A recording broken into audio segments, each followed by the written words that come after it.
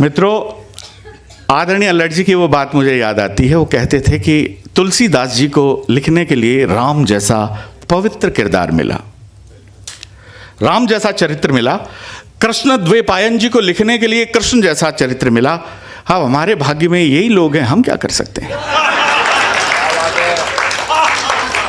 मैं दोनों जो प्रमुख पार्टियां हैं सबका मैं बहुत प्यार करता हूं, निश्चित रूप से मोदी जी को भी, राहुल जी को भी। I love both.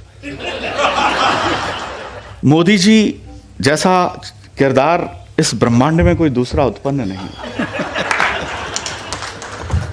उनको बनाने के बाद में ब्रह्मा जी ने लाइफ बॉय साबुन से अपने हाथ धोए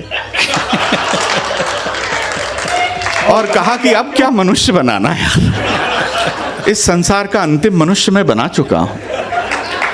उन्होंने अपनी संरचना को बंद कर दिया। अब आप सुनिए, ऐसे मोदी जी भी सुनेंगे तो आनंद लेंगे। मैं तो वही बात करता हूं, आपके मन तक पहुंचनी चाहिए। हनुमान जयंती का उदाहरण बिल्कुल सत्य घटना है। हनुमान जयंती पर आदरणीय मोदी जी ने सांसदों को संबोधित किया। बहुत ध्यान से सुनिएगा, मेरे श्रोताओं को स्नातकोत्तर होना आवश्यक है। Minimum qualification post graduation should be. Hanuman Jayanti पर मोदी जी ने सांसदों को संबोधित किया और कहा, तुम सब अपने आप को हनुमान समझो। और मुझे, ऐसा उन्होंने कहा नहीं, पर उनका आशय यही था। तभी अचानक एक वानर, क्षमा करें, एक सांसद खड़ा हुआ, मोदी जी के सामने हाथ जोड़े, बोले, प्रभु, ध्यान से सुने, प्रभु, फिर क्या माता जी का पता लगाने जाना है क्या?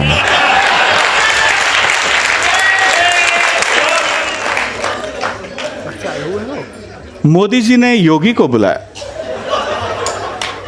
ये बोलने के बाद की बात है। जब बेन योगी जी को बुलाए, ये सांसद कौन है, क्या नाम है इसका?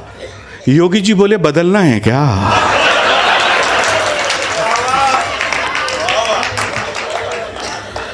तो बोले, जी इसका नाम है यूसी अम्बवत। तो मोदी जी ने कहा, ठीक है, तुम इसको पीछे ले जाओ और इसको तूसी लंबवत कर दो।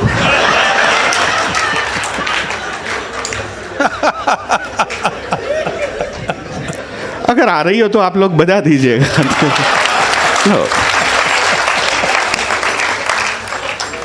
राहुल जी को स्वयं ये समझ में नहीं आता वो राहुल हैं या राहु हैं। I love Rahul Gandhi also.